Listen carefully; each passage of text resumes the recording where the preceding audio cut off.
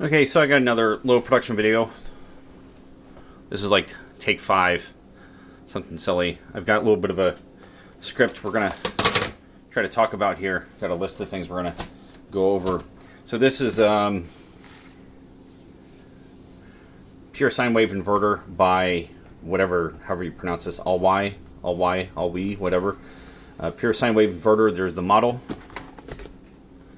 I'm just going to basically, I'm going to show the box, show every page of the manual quickly, show the components in the box.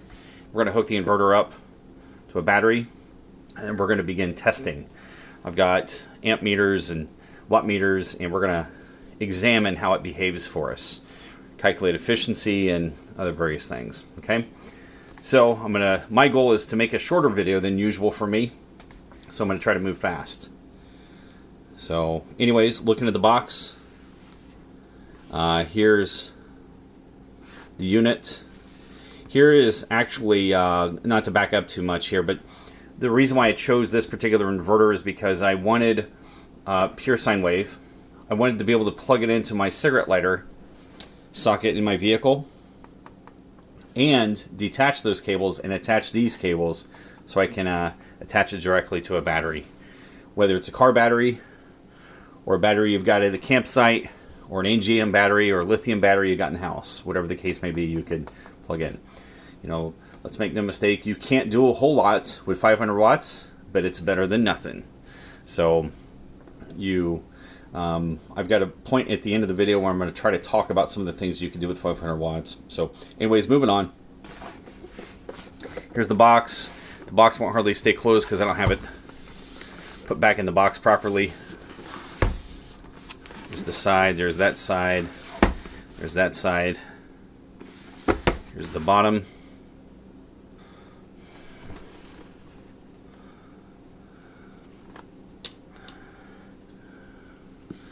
Okay, so we got some folks camping. We're showing the inverter with all the things plugged in here. And don't worry, you might see this plug and you might see these 2 slots and think, oh, I can only use a 2-prong connector. No, you can use a 3. I'll show you that later. I don't understand this 12-volt connector here. More on that later. So, blah, blah, blah. I guess the thing that I found interesting was 90% efficiency. That's better than I expected, to be honest with you. Go ahead and share with you. I've calculated that efficiency, and we'll do that again here in the video and show how I did that. Basically, it was, depending on the wattage, it was as high as 92% efficient and as low as 85, depending on where we were in the spectrum. So, again, I'm only showing this so that you can hit pause and look at it more closely. So, go ahead and open up the box. We've got a little thank you card, apparently 2-year warranty. Thought that was a little strange that this company is using an Outlook domain. A little curious. Here's the instructions. So again, I'm just going to hold it there long enough that if you wanted to actually look at one page, you can hit pause.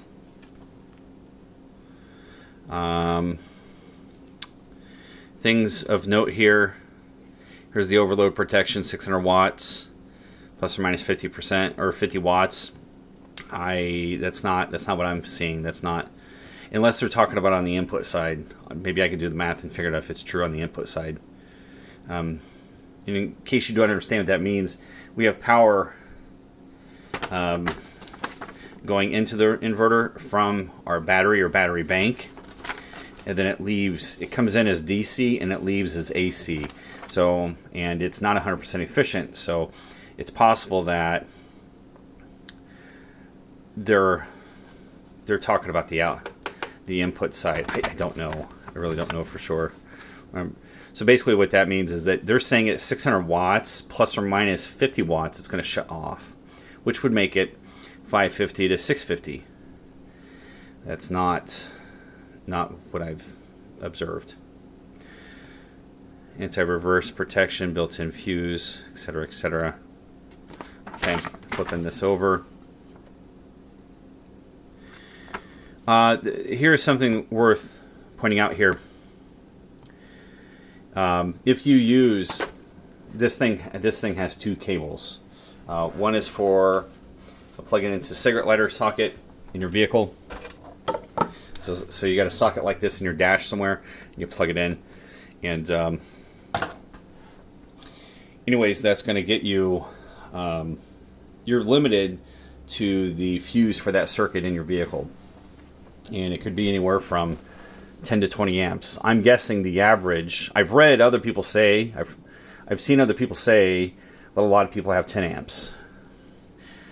I can't confirm that. I have no idea if that's true. I could say that my vehicle has 20 amp fuses for the 12 volt cigarette lighter socket. So anyways, what does that mean? Well, if you have a 10 amp fuse and your battery's a 12 volt battery, which by the way, if it is actually 12 volts, it's pretty low. How we calculate our watts, because of Ohm's law, it's 12 times 10 equals 120 watts. And by the way, that is on the input side of the inverter, not the output side. And being that this is so efficient, those numbers are pretty close. If it was 70% efficient, we'd be a little more, need to pay a little closer attention to that. So I guess what I mean to say is that you can have 110 watts coming in to power 100 watts out. It costs energy to do that conversion, and it uses electrical energy to do that electrical conversion. Okay? Alright, so if you have a 12 amp fuse, so it'd be 12 volts times 12 amps. Their math is wrong. They're saying it's 140. It'd actually be 144. And technically, again, your battery would be flat if you only had 12 volts. We call them 12 volt systems, but you're going to be closer to 13 volts. I think it's like 12 point. Just depends on the battery. You're probably closer to 12.7 volts. And so then we have, if you have a 15 amp fuse, again, it's 12 times 15 is 180. And if, like in my case, it'd be 12 times 20. So whatever that would be, was that 240? So I can do 240 out of my 20 amp. Let me get a calculator. I'm terrible at math. So 20 times 12, yeah, 240. Now, the other thing is that that's if your car is not running. If the engine is running, you actually have 14.4 volts, okay?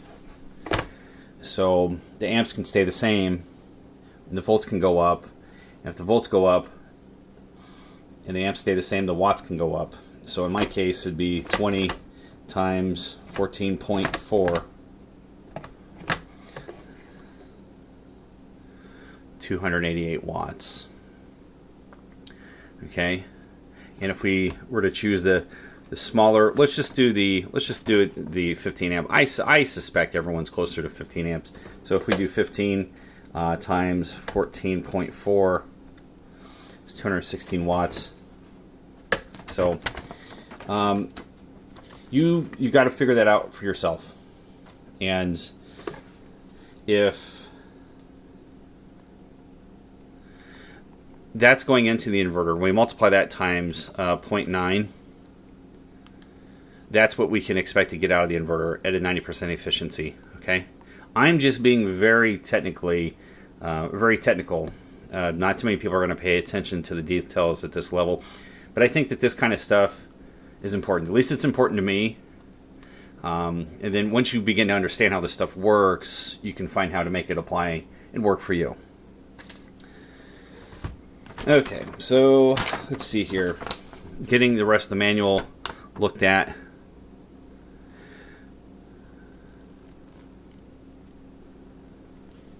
As far as mounting, I'm not going to mount it anywhere. It's going to be tossed in a bag and forgotten about until I need it. Okay, so we're going to grab the inverter, get it out of the box and set it to the side. And we're going to grab these cables and look at the cables.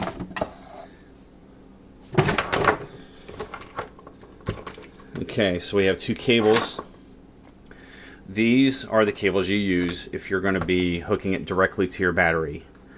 So assuming if you're hooking it directly to your battery, this is a temporary connection. Okay, I suppose it might work long term, but this is not. You really shouldn't mount these on there and stick the inverter underneath the hood and forget about it. Okay, if you're using these cables, it's kind of, and you're clamping to the battery in your vehicle, it's kind of assumed that this is a temporary thing. And I would start the vehicle, connect this, and then do what you got to do. I know a lot of folks say don't use extension cords. I completely disagree. Use an extension cord, because then you can set your car 40, 50 feet away, depending on the length of your extension cord. Let's say you're camping, or, you know, I know a lot of guys would use equipment like this for like telescopes and things, where they go out in the middle of the county somewhere and set up a telescope, and rather than dragging a bunch of batteries, they just hook up something like this to their car, turn the lights off, run an extension cord, set up, get your table, chairs, and all this set up, and you're good to go. If you're going to be drawing this kind of power that requires this, I would recommend you, if you're connected to the battery in your car, have the car running. Now, there is low voltage protection shutoff on the inverter. In fact, hang on a second. I'm going to add that to my list. We're going to talk about that at the tail end. Okay, I am back. So, I think the manual said under voltage be 10.5 to 10.5 volts, plus or minus 5 volts. Okay, so you got from 10 to 11 volts before this thing's going to shut off. And now, if you get down that low, you've probably hurt your battery a little bit. Okay, I personally don't care, but I'm just telling everyone that that's how that works. So the reason why I don't care is this stuff, I'm not afraid to replace it, use it, abuse it. That's what this stuff is here for. I don't need to get 10 years out of my batteries. If I replace a battery once every year or two, that's fine by me. They really work for me, and it works that way that I'm kind of rough on my stuff. So I measured this cable. It's not very long, and it will get warm at about 50 amps. But it doesn't get so warm that we need to be concerned. On your battery, you will want to clamp to lead. If you clamp to lead, these can sink into the metal and make a better contact. If you're just clamping onto a bolt that's on the battery, it will work, but you're not going to have as good a connection, because these won't sink into the metal. They just kind of rest up against the metal. I want to say that from the connector here to the jaw here, you're about 24 inches. Okay, so kind of short, but long enough. You know, if you need to pop your hood open, you know, start the car and clamp this up, you're going to be okay. I like this connection. I don't know what that's called, if it's proprietary or if that's some sort of standard. I don't know. It looks well built.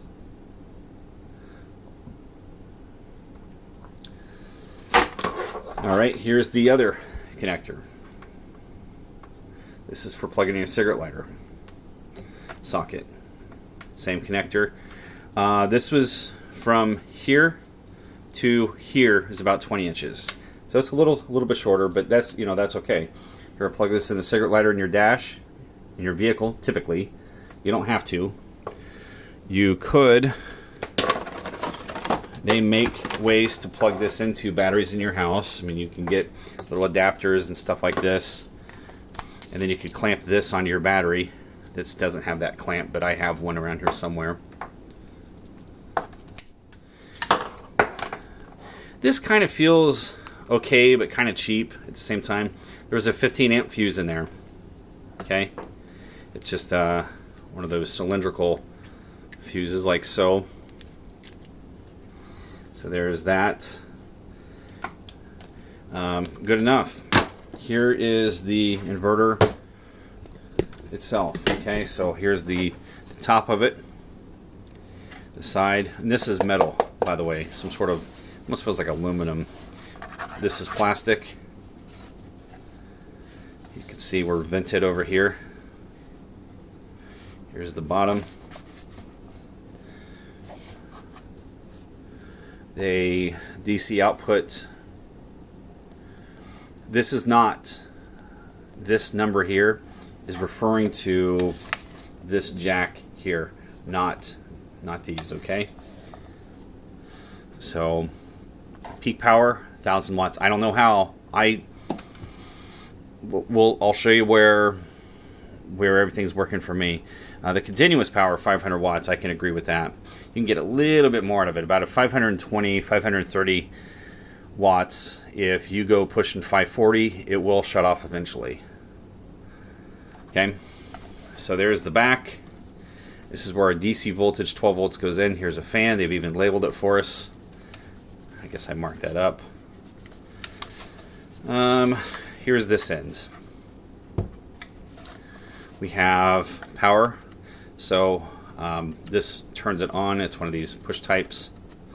And the light will turn from off to green when it's on, and it will turn to red when there's a problem.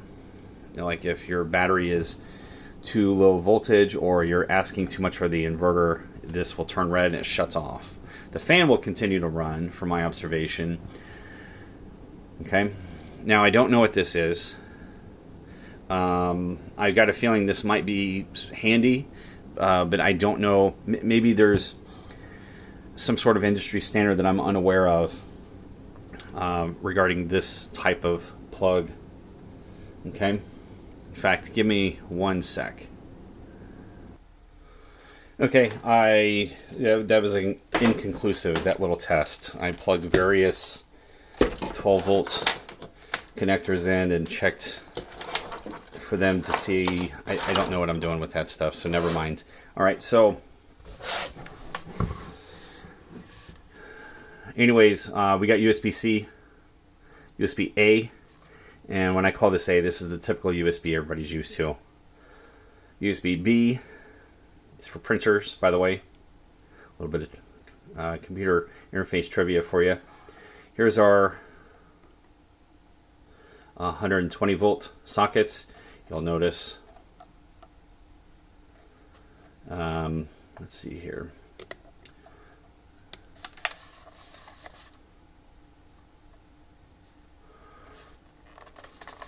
They've given us a hole, even though it's a dummy, to plug our 3-prong stuff into. It's not pretty, but it works. Okay, so just plug this in. That's as far as it goes. It works. I don't like it, but it does work. That was my concern. Can I plug a 3-prong connector into this? Yes, you can. Okay, same with the other side, because at a glance it kind of doesn't look like it. Here's the other side, same thing. Alright, so now we're going to begin testing. And for testing, basically we're just going to set up over here.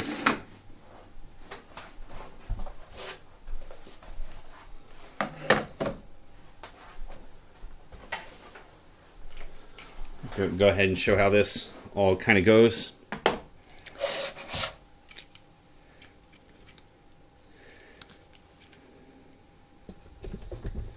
There's the battery we're going to use and abuse.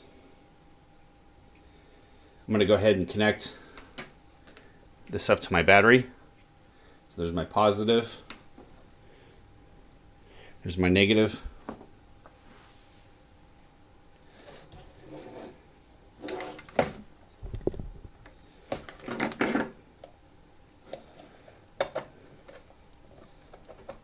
Kind of a tight fit, but it works.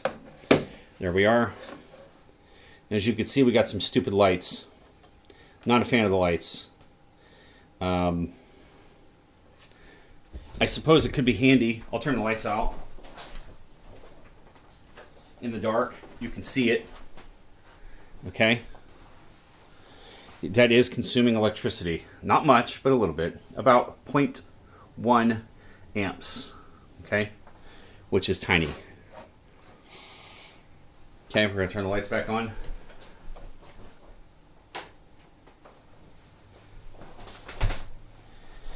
All right, so here's what it looks like when it's off. We're going to go ahead and turn it on. You'll notice the light went green. I have a watt meter. This will tell us our volts, our watts, and our amps. So we're just going to plug this in right here. Yeah, it kind of hangs off, but it works. And then I'm going to use this amp clamp as a stage prop. All right, and then we're going to connect an amp clamp going from positive to the inverter. And we're going to show that this is consuming about 0.4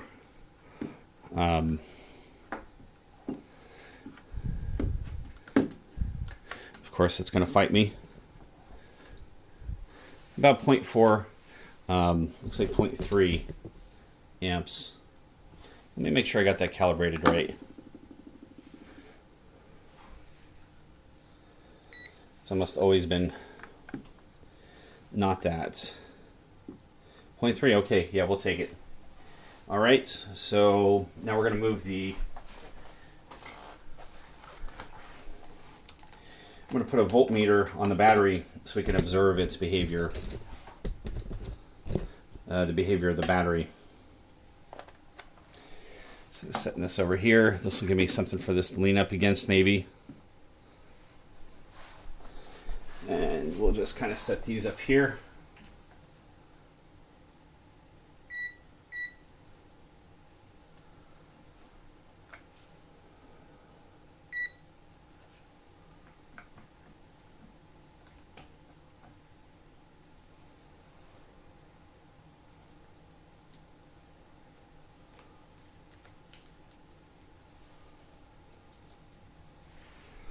Okay, you can see the battery is at 12.76. Battery is currently on a charger. The charger's got the battery in maintain mode. So let's go ahead and cycle through a few different modes here. Unfortunately, this is maybe the best I can do. Maybe that'll work. That might be better. It could be that the inverter is expecting heat to rise a certain direction. So maybe this is a bad idea, but for now, this will be fine. There really isn't any feet on the inverter, you know, like what you might call the bottom. So who knows, maybe this will be fine. Let's go ahead and cycle through this. There's our watts. It's currently at 0. There's our volts, 115.9. Amps is 0. 60 hertz. Let's head back on over to watts. Watts is what we're after. Okay, like I said earlier, some people may frown upon extension cords. I completely disagree. I think that extension cords make this so much more useful. Okay, so I've got another watt meter. Looks like I might have damaged this apparently somehow, magically. The display looks like it's cracked. Anyways, so with this we're going to be able to see voltage drop.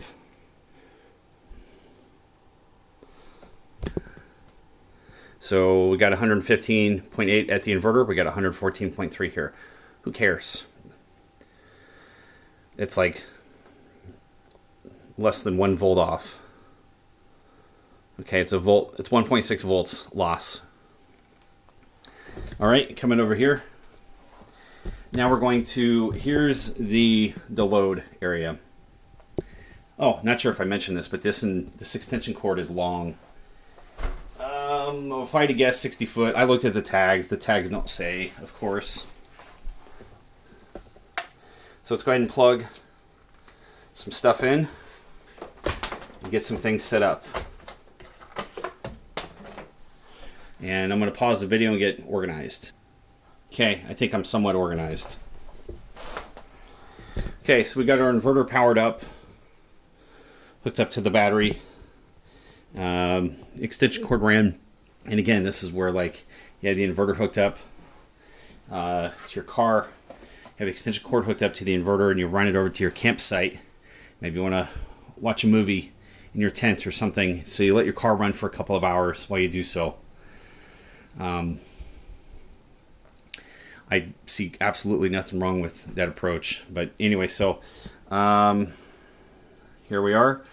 We have a bank of 100 watt incandescent bulbs and a laptop. We're all going to be powering off of that inverter. And these are terribly inefficient. They consume a lot of energy, and take up little space. So they're perfect for demonstrating what an inverter is capable of. Okay, so we're going to turn the first bulb on.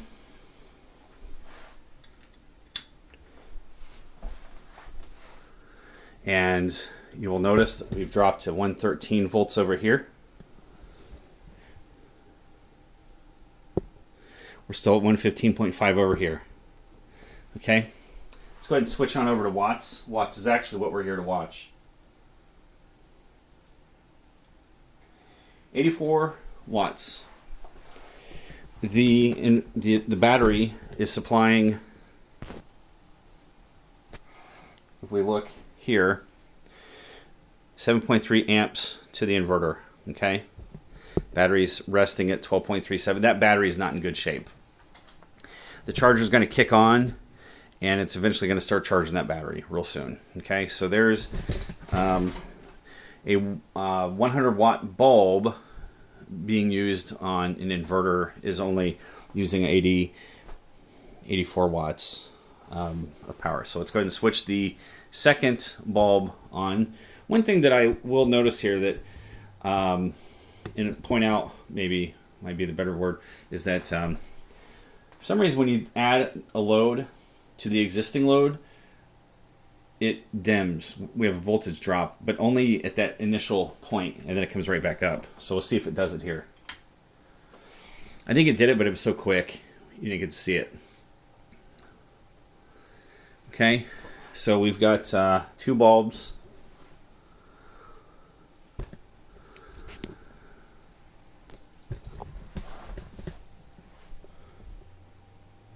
$166 watts, 14.6 amps, 12.27 on the battery.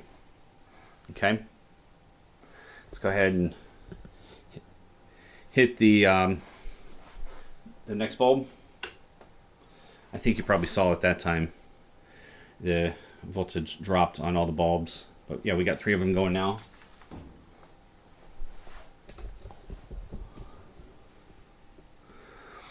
$246 watts, 22 amps. So this would pop the fuse in my vehicle. I can only do 20 amps. Let's back that off. Let's back one bulb off. 14.6. So you're right there. This will give you an idea. You can get about 166 watts AC out of your 15 amp circuit in your vehicle. Okay. As far as DC, as far as DC goes, we can calculate that real quick. I don't think it super matters, but it would be 12.31 times 14.5, 178 watts. So 178 watts to produce 166. So 166 divided by 178, we're 93% efficient. Okay. All right. I'm going to pause this video and check my checklist, make sure I'm covering everything I wanted to cover. Okay. Okay, it looks like we're pretty much right on course. Let's go ahead and turn that third bulb back on.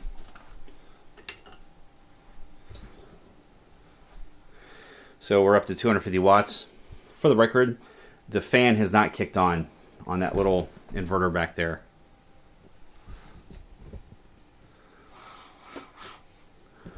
Okay, now for the next bulb. There's 4 bulbs, 328, 329 watts.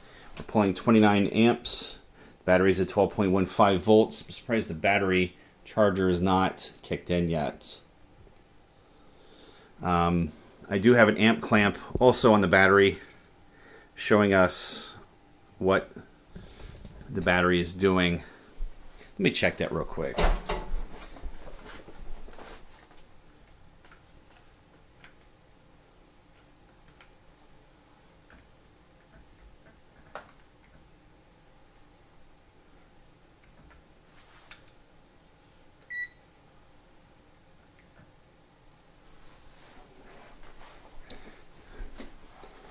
Yeah, the charger still hasn't kicked on yet. Okay, so that's 4 bulbs.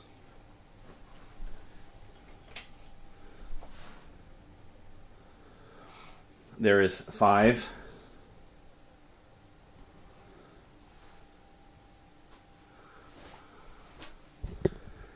$38 amps, 410 watts, 12.08 volts on the battery.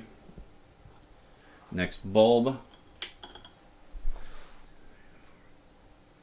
That is 6 100 watt incandescent bulbs. We're at 44. The fan still hasn't kicked on yet, which is a little peculiar. Hopefully it's not broken. If it breaks, so be it. And then we'll have a video showing that it's a piece of junk. The next bulb should put us up. The fan just kicked on.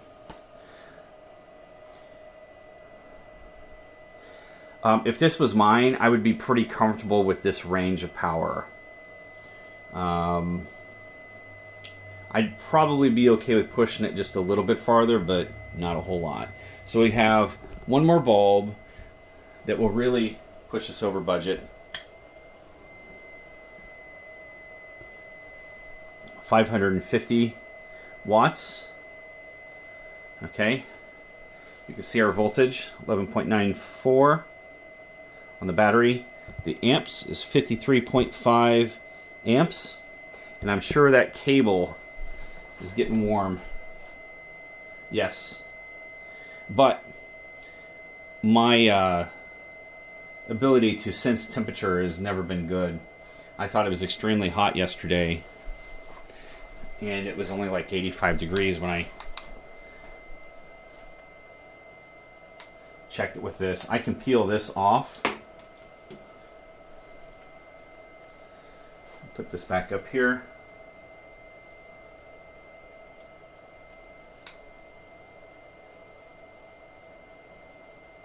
So I figured the heat is either going to be coming from 3 different places. Either the connection, the very specific connection point on the lead, or the solder point for the wire to the clamp, or the entire thing is going to be evenly hot.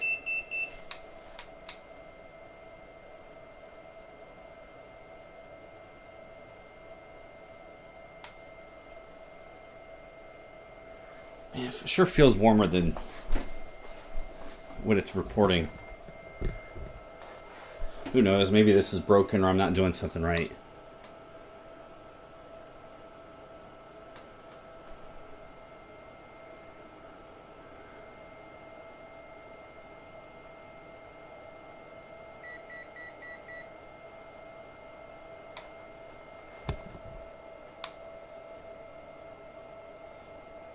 Somewhere in there we're at 87 degrees, 89.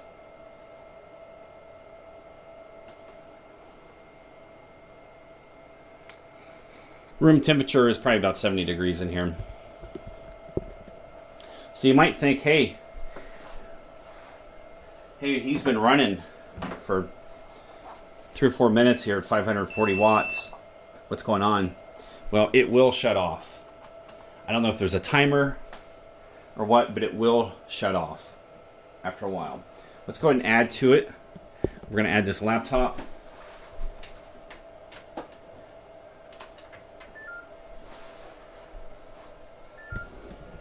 Yep, it hit 560 and then it shut off. You'll notice that the fan is still spinning. The lights are still going. And our light is probably red. Yeah, the light's red on the power button. So what I'm going to do, the laptop is running off the battery. I'm going to go ahead and turn the last bulb off. And we're going to reach back here and reset this thing.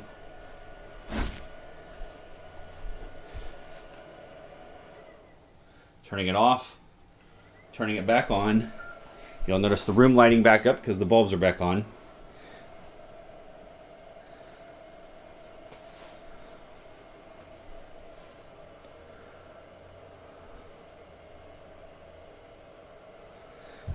Pointing the camera at the watt meter over here, you can see 109.4 volts.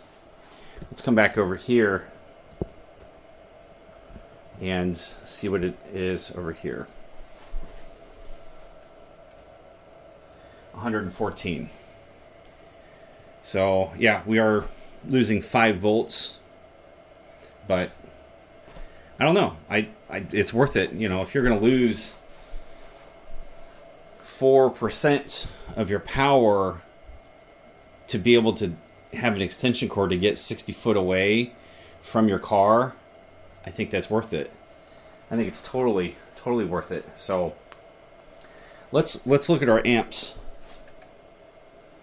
4.6 amps.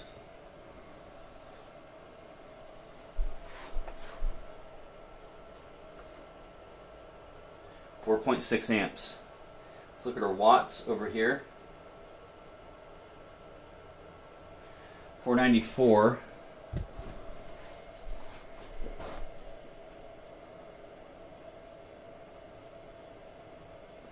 .516. Let's calculate the efficiency of the extension cord. So it would be 492 divided by 516. 95. Yeah, so we're losing, what, 4.7% using the extension cord. Okay, the extension cord is rated for 10 amps.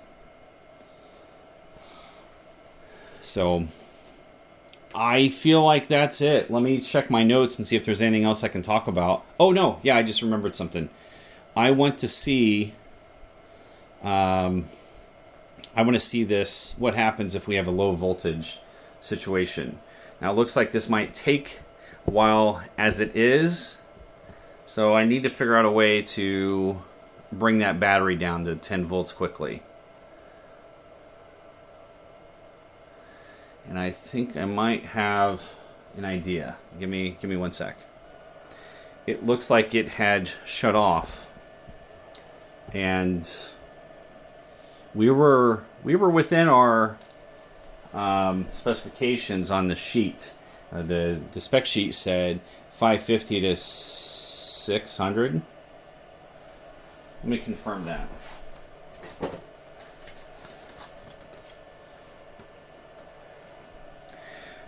It was 550 to 650. We were below that. Let's take the laptop back out of the equation.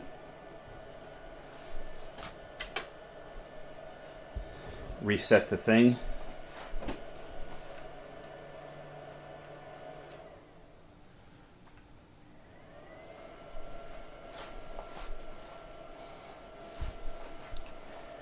Now I'm going to pause the video and I'm going to come up with a way to get that voltage to drop.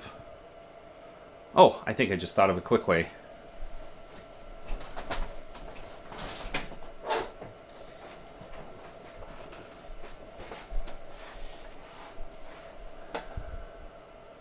if I can clamp onto it somewhere.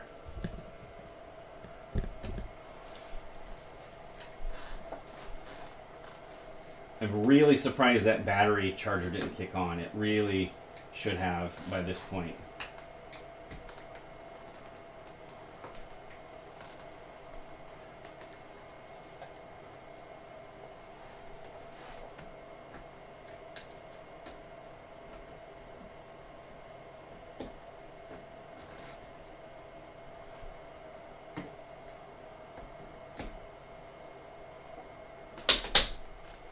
You fucker.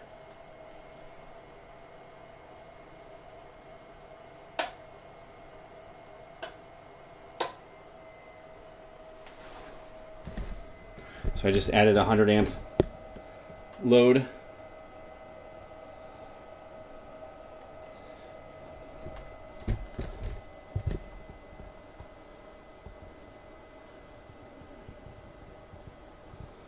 Battery's in the weak phase. Oh boy, it's hot, heating up.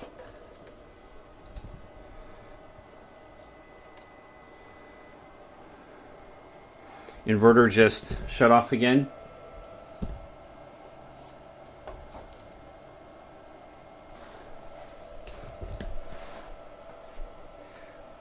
Let's take, why did it shut off again? I don't understand why it shut off that time.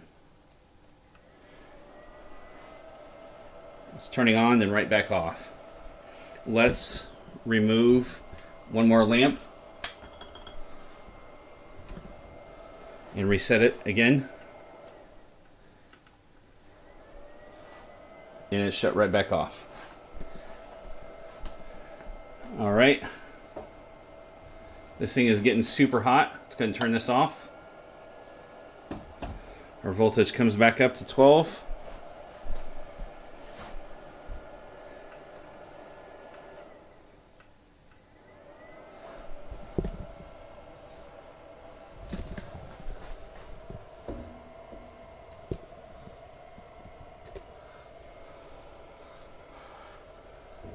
That thing is smoking.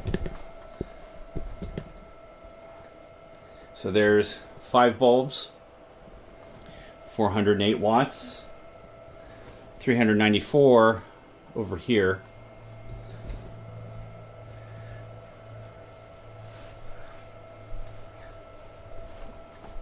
So it seems like the low voltage cutoff might be based on load.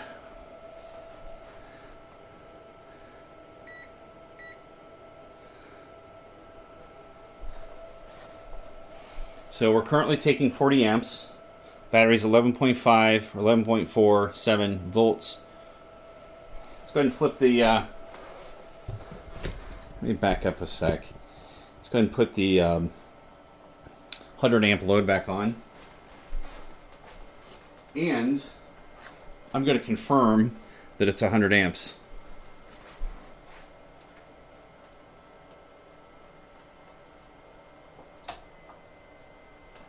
It is 86 amps. 85 amps. It is not 100 amps. Good to know.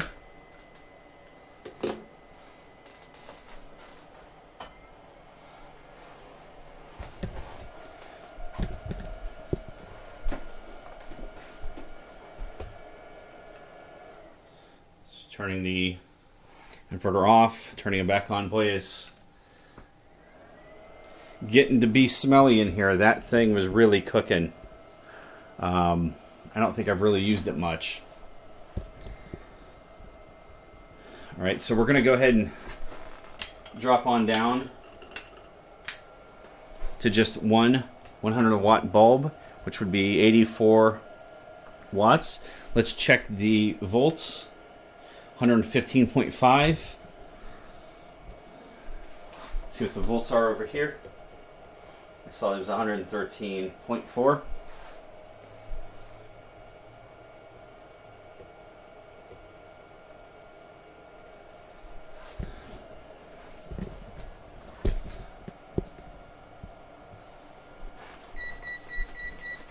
.85 amp load. Oh boy, that is warm.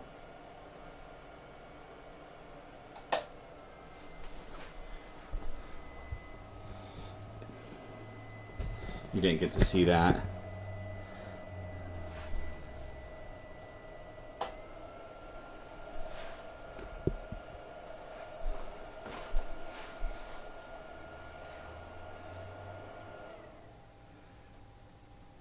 What I'm trying to do is determine if the low voltage cutoff is load based. I mean, I realize that this is a dynamic situation. So what if we remove even the last lamp?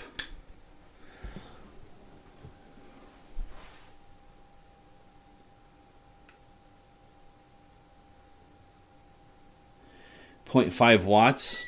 Yeah, 0.5 watts is powering that watt meter, would be my guess, through the extension cord plus the little lamp down here. Let's go ahead and remove this. So now it's just that watt meter, 0 watts. Well, I guess we'll be watching the display of the watt meter. See if it shuts off.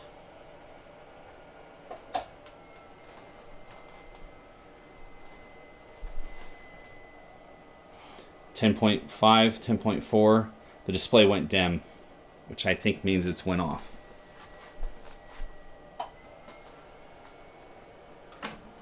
Yep.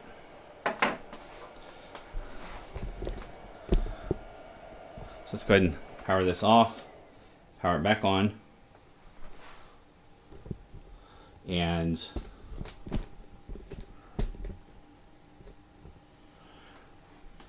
.2 over here. Flip this on again. 10.8. Shut off pretty quick that time. Okay, so the low voltage shut off seems to be accurate and not necessarily based on load. It's based on low voltage, which is good. I guess that's a good thing. So we're at 47 minutes, and let me check my list to make sure I've got nothing else to talk about here. Yeah, that's pretty much it. That's pretty much all I've got, really. Looks like everything's looking good. I've went ahead and plugged the watt meter back in, the extension cord, and one bulb. And I guess, you know, I can run through the courses here of ensuring that I've not broken anything. Just go ahead and turn some of these guys on. And we've consumed quite a bit of energy from that battery. As you can see, we're pretty much dead. I don't care about damaging this battery. That's okay. Flipping a third light on. 246 watts. The fan just kicked back on. See the watts consumed over here. Turning the fourth light on. We're at 328 watts, 32 amps. Battery's 11.2 volts, dropping fast. Turning a fifth light on. And I imagine we're going to be shutting off due to low voltage like at any point now. I'm going to go ahead and, yep, there we are. We saw that it was pretty clear at 10.75, right? So if we remove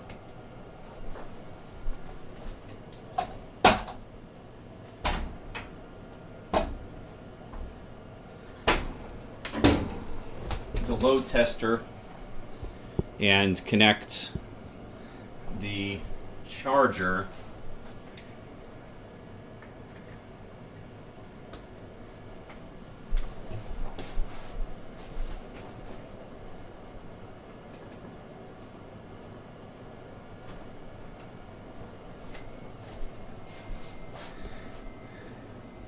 you saw the I'm sure you saw that this got brighter over here. let's look at our voltage. 114.9. Head back over to our watts.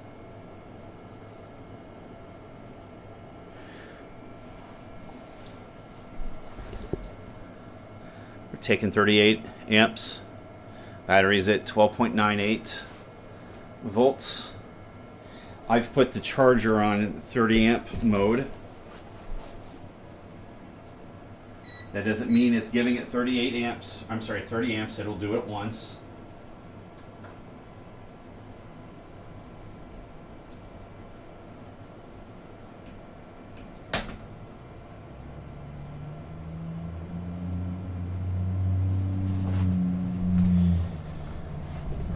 The battery's being charged at well, it was 32 amps. Now it's like 15. Let's go ahead and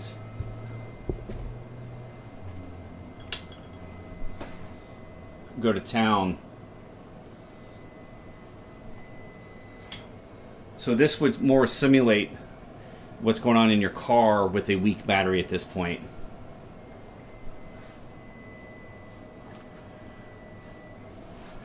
Can't do it. It's struggling. Let's turn that last bulb off.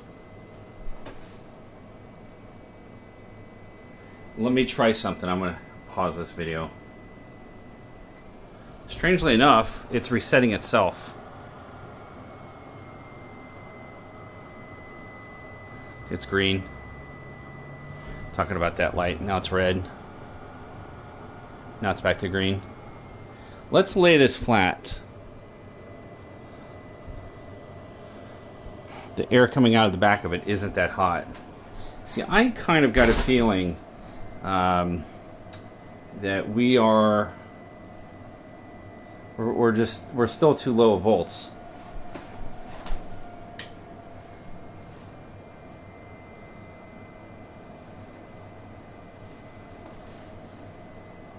Yeah, let me pause this. Okay, so I guess this current thread that I'm on is inconclusive, and basically I was trying to look to see if there was some sort of correlation between the load and charging. So which basically, if you got a weak battery in your car but the car is running, that would be the scenario we're in right now. And the battery needs to have the power. Basically, you need to feed the battery faster than you're drawing it, and I can't. I was pulling 53 amps at one point in time, but this charger can only output 30 amps. And as we can see right now, it's only giving us 15 or 14, which is okay. So I've got one more little thing that I'm going to show, and then I'm done. And I would consider this to be kind of like bonus material. This might give somebody some ideas, and that's like if you were to take, you know, a little tiny AGM battery like this, what could you do with it? So I'm going to flip this on, just so that I can see what we have on over here. Turn these off, unplug the laptop. We only have the one bulb. I'm going to go ahead and turn the last bulb off, and then we're going to let that battery charge up, and then just be done with him for this video. I'm going to clamp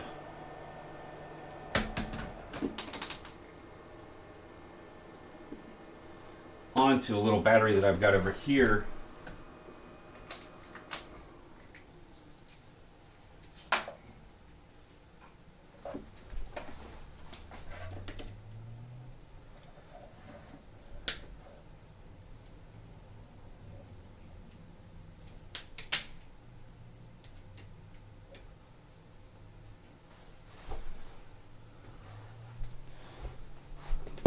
Okay, so I've clamped onto this tiny little AGM battery.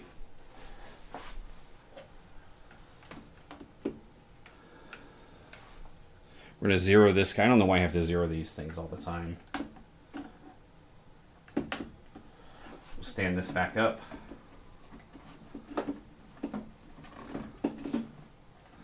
course, it wants to fight.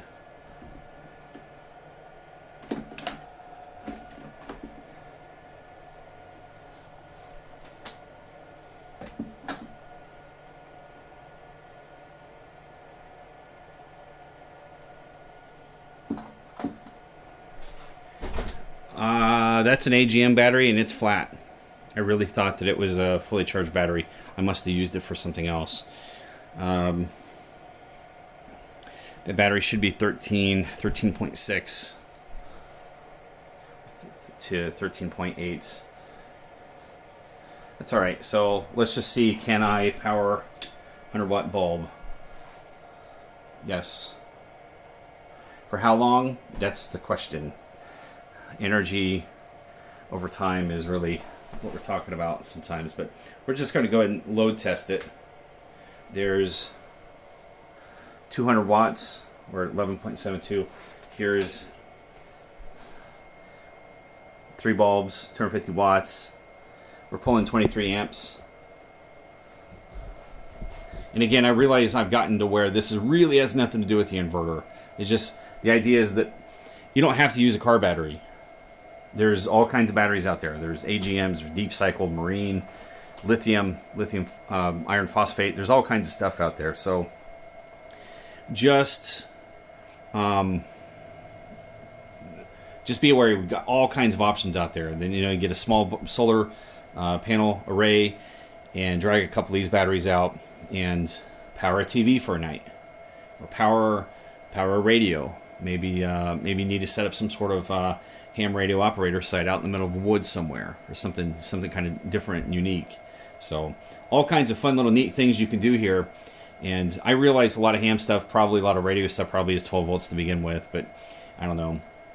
Maybe you need to power a laptop. So, and a little battery like this is pretty light.